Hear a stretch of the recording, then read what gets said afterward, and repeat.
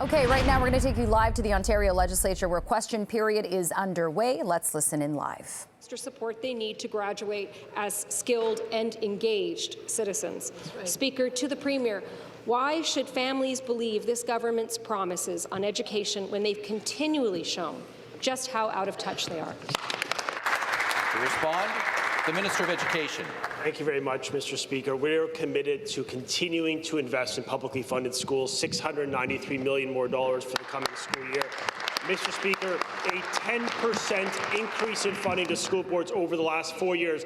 The member opposite speaks about staffing, then she should ask the question to her caucus why they oppose every single hire. 8,000 additional education workers and teachers in our publicly funded schools because our Premier and our government has invested in what matters most. We just announced an additional 1,000 educators to promote literacy and math, an additional 1,000 teachers to help with the D-stream courses, and the opposition have already asserted there that they will vote against that investment. Mr. Speaker, we also brought forth legislation to improve better schools and better outcomes. I will note the members opposite have yet to disclose one substantive concern with the legislation.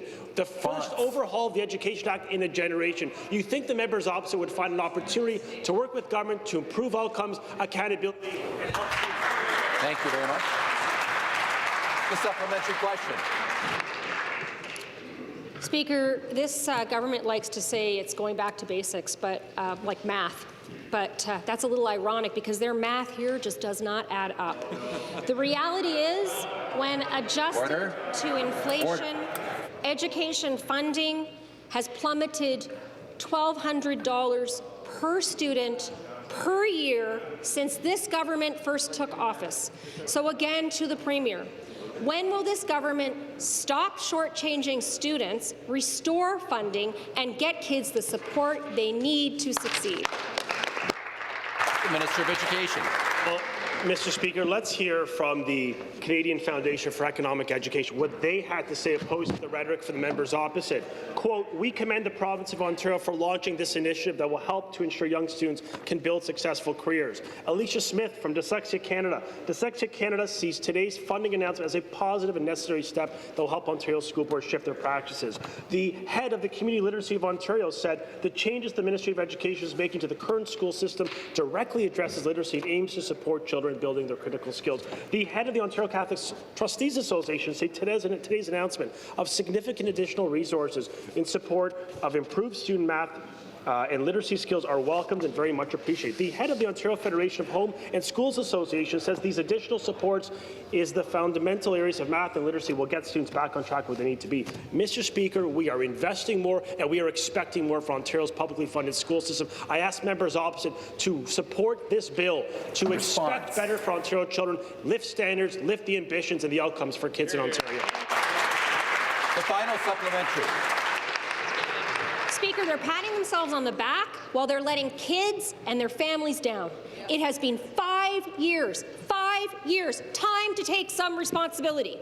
Teachers, education workers, parents, they do not have faith that this government will fix the crisis in our education system because they all know that there are 4 fewer high school teachers per 1,000 students now than there were 5 years ago, even with your additions. I'd like to encourage this government to do the math. That is a net reduction in teacher-student ratio, not to mention the planned upcoming layoffs of thousands of education workers. Speaker, to the Premier, is this the legacy you want to leave Ontario? Order. Members will please take their seats. Minister of Education. It is ironic, NDP math. There are fewer students and more staff, 8,000 more in Ontario schools, and yet somehow the opposition, with a straight face, could declare there's less going in the publicly funded school system. Mr. Speaker, we increased staff by 8,000 more frontline workers, EAs, ECEs, and teachers in the school system. We just announced an additional 2,000 frontline teachers focused on what matters most, boosting reading, writing, and math. Exactly. We introduced legislation to get back to the focus. And, Mr. Speaker, I noticed that some of the members from the Leader of the Opposition caucus, when they were trustees, called for the very provisions in the bill today.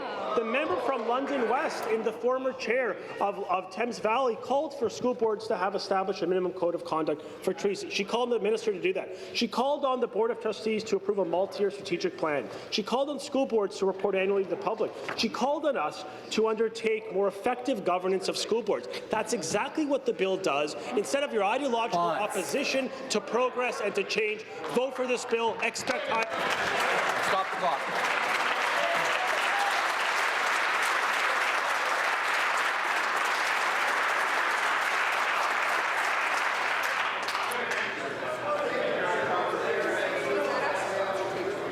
Government side, come to order.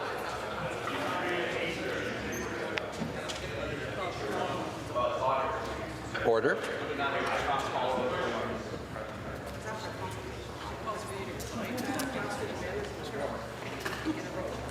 Restart the clock. The next question.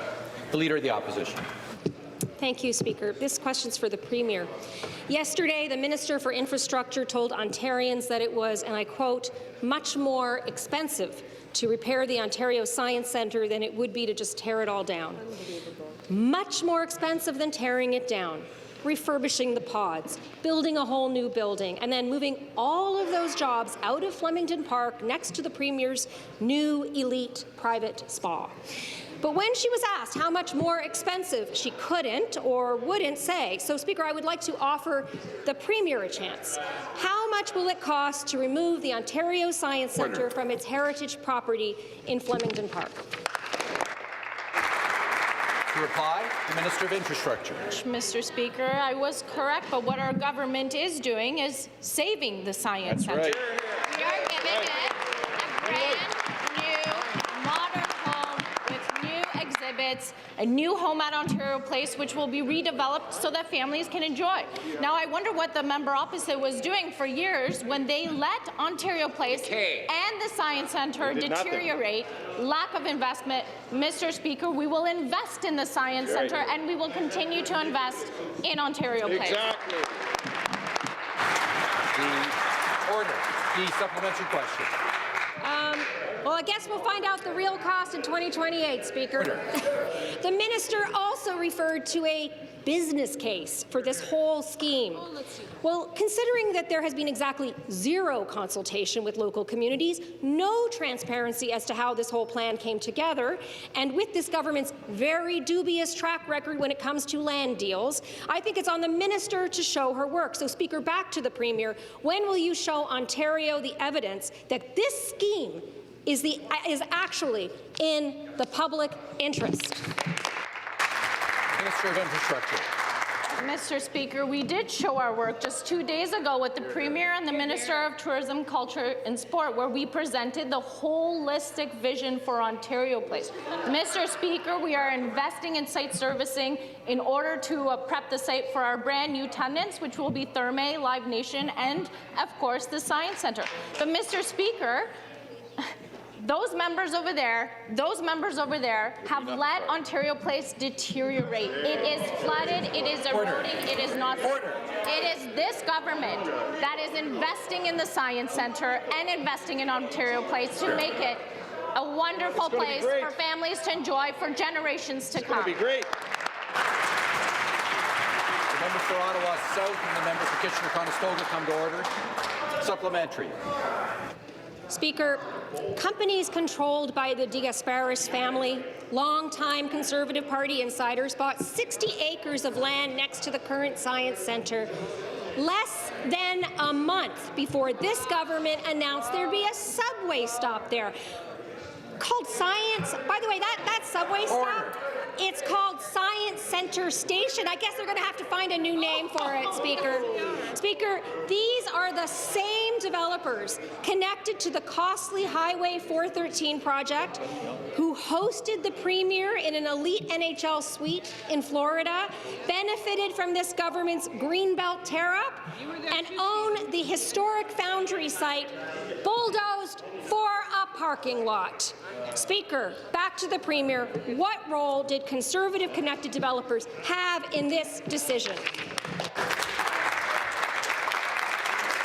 Order.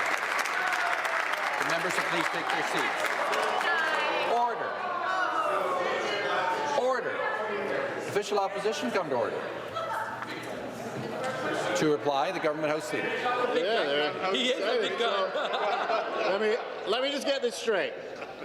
The Leader of the Opposition's main concern is that we might have to change the name of the brand new subway station that we're building across the $30 billion infrastructure program to bring subways to the city of Toronto in an area that is being redeveloped, that is saving the Science Centre, bringing tourists back to Ontario Place that they allowed to destroy in cooperation with the NDP. And the #1 concern that the Leader of the Opposition has is we might have to change the name of that subway stop. That's it. I'll tell you what. I will give the Leader of the Opposition a victory. We'll change the name of the subway stop for it. We'll change it.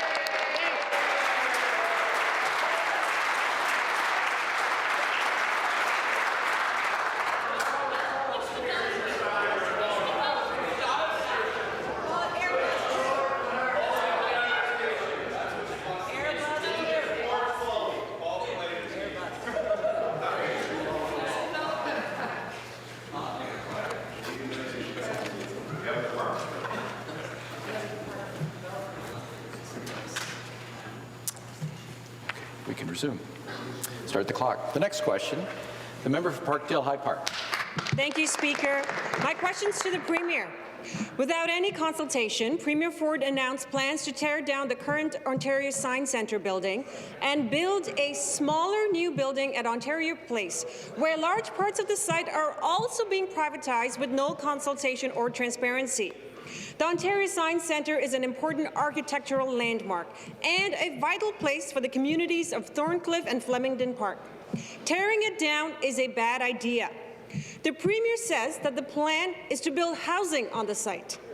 Has the public lands where Ontario Science Centre sits, land that belongs to the City of Toronto, already been promised to a developer? If so, who?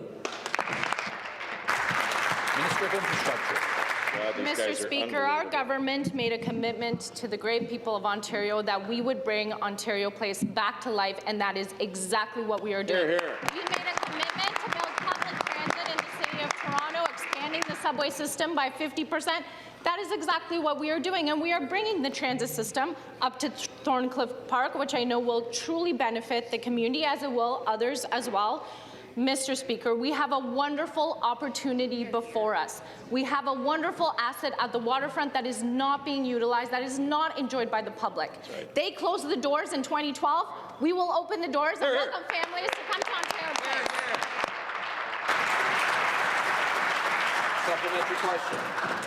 Thank you, Mr. Speaker. The Minister of Infrastructure has said multiple times that an environmental assessment is underway at Ontario Place, but failed to mention that the assessment doesn't include the site of the private Austrian spa because the government weakened the Environmental Assessment Act.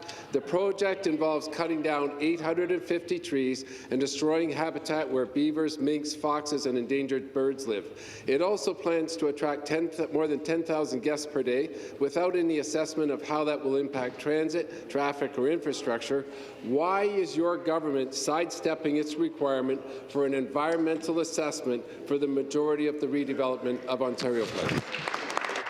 Minister of Infrastructure. Mr. Speaker, thank you very much for the question. Mr. Speaker, we are following all of the processes before us. We are following everything that's required of us by the Minister of Environment through legislation that has been in the House, and we are following the city process with the development application of Ontario Place, Mr. Speaker. What I love the fact that the members opposite are talking about transit.